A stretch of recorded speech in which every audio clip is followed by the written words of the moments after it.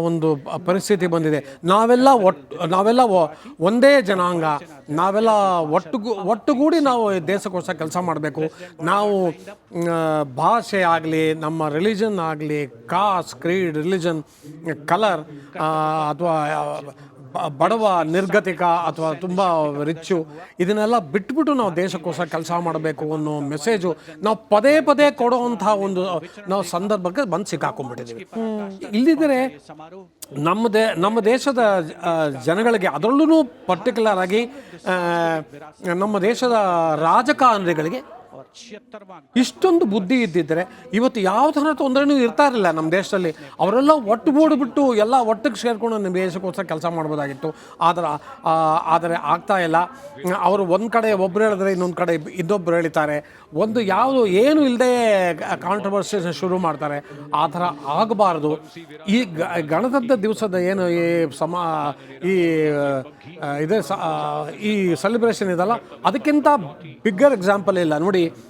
ಯಾವ ಥರನೂ ಇದನ್ನು ಡಿಸ್ಕ್ರಿಮಿನೇಷನ್ ಇಲ್ಲದೆ ನಮ್ಮ ದೇಶದ ಸಶಸ್ತ್ರ ಪಡೆಗಳು, ಯೂನಿಫಾರ್ಮ್ ಪೀಪಲ್ಲು ಇವತ್ತು ಯಾವ ಥರ ಡಿಸ್ಕ್ರಿಮಿನೇಷನ್ ಇಲ್ಲ.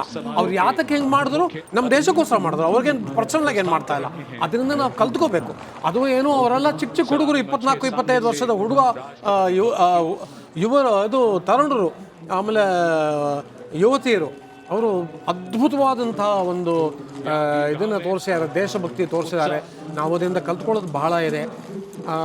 ಇವತ್ತು ನಮ್ಮ ದೇಶದಲ್ಲಿ ವಯಸ್ಸಾದವರೇ ಕಲ್ತ್ಕೊತಾ ಇಲ್ಲ.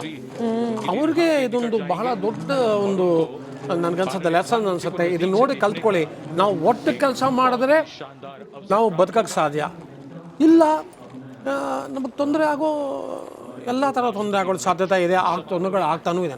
ನಿಜ Hari sir, the sense of oneness ಅಂದಾಗ ಬಹುಶಃ ನಾವು ಸೈನ್ಯಕ್ಕಿಂತ ಇನ್ನೆಲ್ಲ ಉದಾಹರಣೆ ಕೊಡ್ಲಿಕ್ಕೆ ಸಾಧ್ಯ. ಈಗ ನಾವು ಗಮನಿಸ್ತಾ ಇರೋದು, ಈಗ ನಮ್ಮ ಬೇರೆ ಸಮಾಜ, ನಮ್ಮ ಈ ಸಮಾಜದಲ್ಲಿ ಇರೋ ರೀತಿಯಲ್ಲಿ ಒಂದು ಸಮುದಾಯ, ಒಂದು ಧರ್ಮ, ಅವ್ರಿಗೆ ಮಾತ್ರ ನಾನು ಹೆಲ್ಪ್ ಮಾಡ್ತೀನಿ, ಅವ್ರನ್ನ ಮಾತ್ರ ಅಭಿವೃದ್ಧಿ ಮಾಡ್ತೀನಿ ಅನ್ನೋ ರಾಜಕೀಯ ಮೆಂಟಾಲಿಟಿ ಸೈನ್ಯಕ್ಕೆ ಬಂದ್ಬಿಟ್ರೆ ಏನು ಗತಿ? ನಾನು ಹಿಂದೂಗಳನ್ನು ಮಾತ್ರ ಕಾಪಾಡ್ತೀನಿ, ನಾನು ಮುಸಲ್ಮಾನರನ್ನ ಮಾತ್ರ ಕಾಪಾಡ್ತೀನಿ, ಇದು ಯಾವತ್ತೂ ಬರೋದೂ ಇಲ್ಲ, ಹತ್ರಕ್ಕೂ ಬರೋದಿಲ್ಲ ಸೈನಿಕರಿಗೆ. ಹೌದು, ಇದು ಅಬ್ಸಲ್ಯೂಟ್ಲಿ ನೀವು ಹೇಳಿದ್ದು ಅಬ್ಸಲ್ಯೂಟ್ಲಿ ರೈಟ್. ನಾನು ಹೇಳ್ತೀನಿ ಅದಕ್ಕೊಂದು ಉದಾಹರಣೆ. ಸೈನ್ಯದಲ್ಲಿ ಫಸ್ಟು ನಾವು ಜಾತಿ ಇಲ್ಲ, ಜಾತಿ ಧರ್ಮ ಇವೆಲ್ಲ ನಾವು ಆಮೇಲೆ, ಯಾಕೆಂದರೆ ಅದು ದೇಶದ ರಕ್ಷಣೆ ಮುಖ್ಯ ಹೊರತು ಜಾತಿ ಧರ್ಮಗಳನ್ನ ಇಟ್ಕೊಂಡು ಏನು ಆಗಬೇಕಾಗಿಲ್ಲ. ನಾವೆಲ್ಲ ಇಂಡಿಯನ್ಸ್ ಒಂದು. ನಾನು ನಮ್ಮ ದೇಶದ ಒಂದು ಏಕತೆಗೆ ನಾನು ಒಂದೇ ಒಂದು ಹೇಳ್ತೀನಿ ಉದಾಹರಣೆ. ನಾನು ಕುಪ್ವಾಡದಲ್ಲಿದ್ದೆ, ನಾರ್ತ್ ಕಾಶ್ಮೀರಲ್ಲಿ.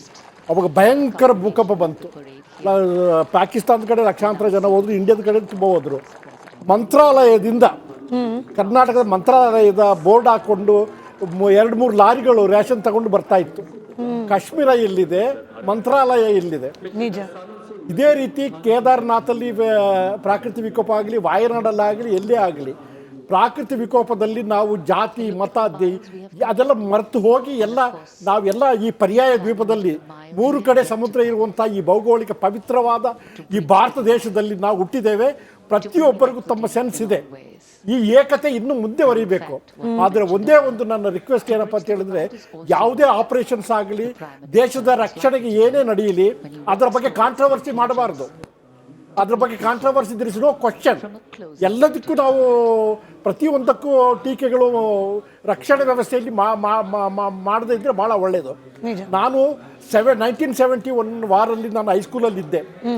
ಆವಾಗಲೂ ನೋಡಿದ್ದೇನೆ, ಪೂರ್ತಿ ಯಾವ ರಾಜಕೀಯ ಪಕ್ಷಗಳಾಗಲಿ ಎಲ್ಲ ಸುಮ್ಮನೆ ಇದ್ದುಬಿಟ್ಟು ಎಲ್ಲರೂ ಅವ್ರ ರಕ್ತದಾನ ಮಾಡೋದು, ದುಡ್ಡು ಸಂಗ್ರಹಣೆ ಮಾಡಿ ಕಳಿಸೋದು. ಅದೇ ರೀತಿ ಕಾರ್ಗಿಲ್ ವಾರಲ್ಲೂ ಇದು ನಮ್ಮ ಒಂದು ಏಕತೆಗೆ ಒಂದು ನಿರ್ದೇಶನ. ಸೊ ನಮ್ಮ ಸೈನ್ಯದಲ್ಲಿ ಫಸ್ಟ್ಲಿ ಯಾವುದೇ ಮನಸ್ಥಿತಿ ಇಲ್ಲ.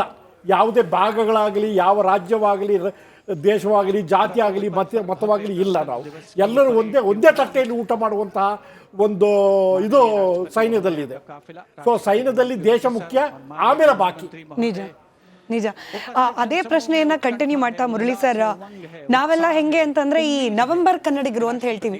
ನವೆಂಬರ್ ತಿಂಗಳು ಬಂದ್ರೆ ಕನ್ನಡ ರಾಜ್ಯೋತ್ಸವ ಸಂಭ್ರಮ. ಹಂಗೆ ರಿಪಬ್ಲಿಕ್ ಡೇ ದಿನ, ಇಂಡಿಪೆಂಡೆನ್ಸ್ ಡೇ ದಿನ ನಾವು ನೇಷನ್ ಫಸ್ಟ್ ಅನ್ನೋ ಬೇಡ ಅಂತ.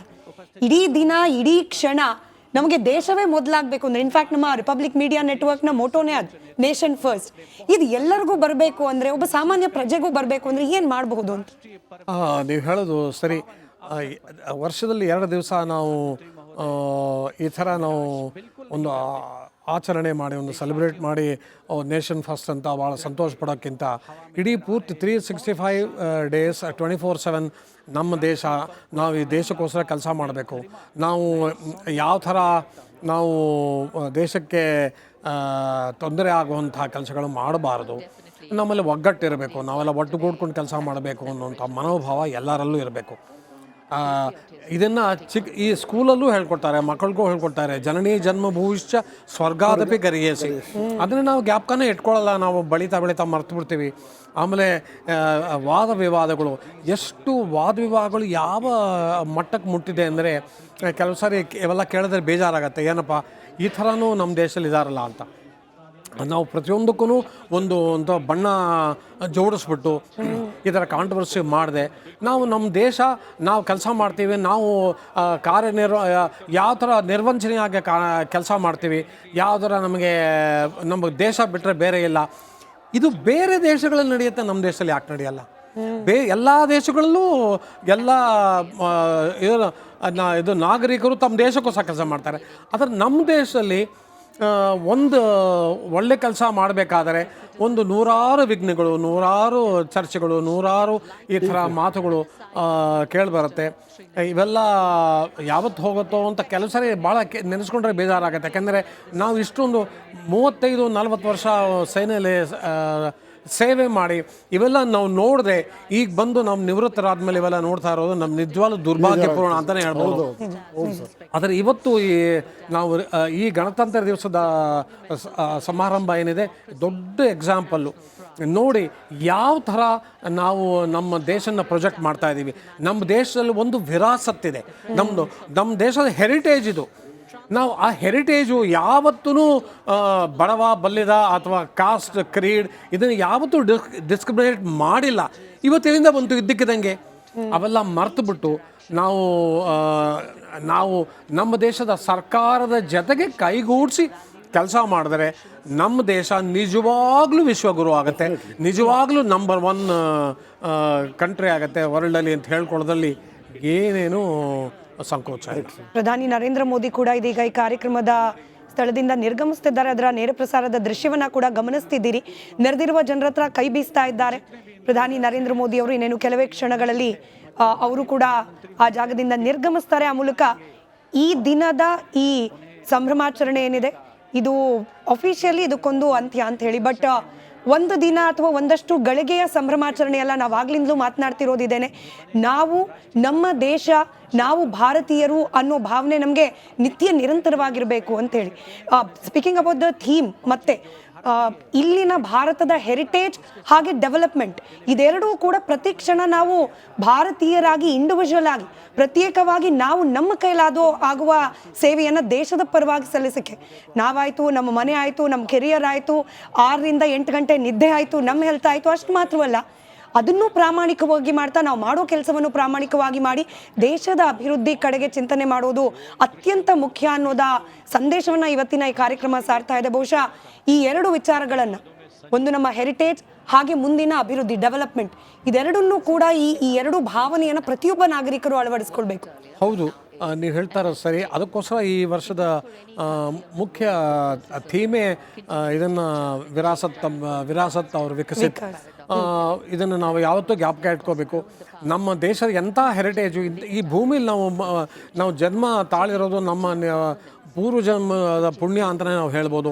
ಅಂಥ ಒಂದು ಈ ಪುಣ್ಯ ಭೂಮಿಲಿ ನಾವು ಹುಟ್ಟಿ ಈ ಭೂಮಿನೇ ಒಡೆಯೋಕ್ಕೆ ನಾವು ಪ್ರಯತ್ನ ಮಾಡಿದರೆ ಏನದಕ್ಕೆ ಅರ್ಥನೇ ಇಲ್ಲ. ಅದಕ್ಕೆ ಸ್ವಲ್ಪಾರು ಗೌರವ ಕೊಡಿ. ನಮ್ಮ ಗೋಲ್ಡನ್ ಇಂಡಿಯಾ, ಗೋಲ್ಡನ್ ಭಾರತ್ ಇದು.